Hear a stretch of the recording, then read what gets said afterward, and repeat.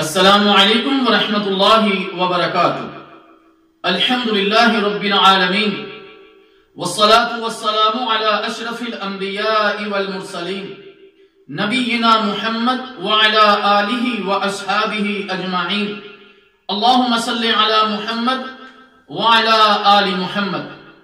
محترم سامعین کرام، آج کی گفتگو میں تیمم کے بارے میں گفتگو کی جائے گی۔ پانی کی عدم دستیابی یا استعمال نہ کر سکنے کی صورت میں شریعت اسلامیہ نے مٹی کو پانی کے قائم مقام قرار دیا ہے، لہذا پانی کا استعمال نقصان دہ ہو تو تیمم کیا جا سکتا ہے، پانی کا ملنا مشکل ہو تو بھی تیمم کیا جا سکتا ہے۔ پاک مٹی سے اسی طرح طہارت حاصل کی جا سکتی ہے جس طرح پانی سے طہارت حاصل کی جاتی ہے، اور اسے تیمم کہا جاتا ہے۔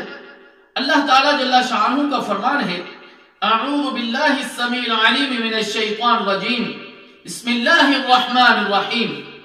وَإِن كُنتُم مَّرْضَىٰ أَوْ عَلَىٰ سَفَرٍ أَوْ جَاءَ أَحَدٌ مِّنكُم مِّنَ الْغَائِطِ أَوْ لَامَسْتُمُ النِّسَاءَ فَلَمْ تَجِدُوا مَاءً فَتَيَمَّمُوا صَعِيدًا طَيِّبًا فَامْسَحُوا بِوُجُوهِكُمْ وَأَيْدِيكُمْ مِنْهُ۔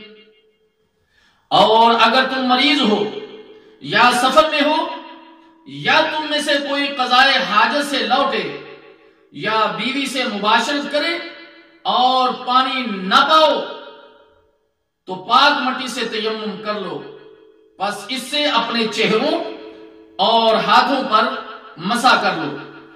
اس آیت مبارکہ میں چند احکام بیان ہوئے ہیں۔ تیمم غسل کی ضرورت بھی پوری کرتا ہے اور وضو کی بھی۔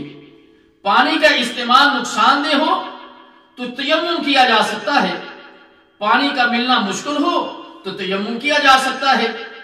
تیمم پاک مٹی سے کیا جاتا ہے۔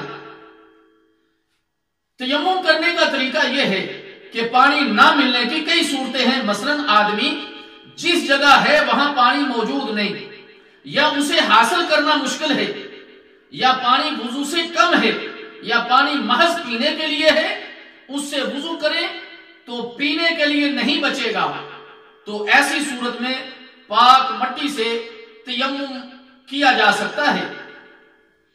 پاک مٹی کی صورتیں یہ ہیں، سطح زمین کی جتنی شکلیں ہیں سوائے خالص پتھر کے وہ مٹی ہی کی قسم شمار ہوتی ہے، مٹی کی تمام صورتوں سے تیمم کیا جا سکتا ہے، مثلا مٹی، ریت، گرد و غبار، کچی دیوار اور کسی چیز سے مٹی کا خلط ملط ہونا، اس سے تیمم کیا جا سکتا ہے۔ اب ہم آپ کے سامنے تیمم کا مصنون طریقہ بیان کرتے ہیں۔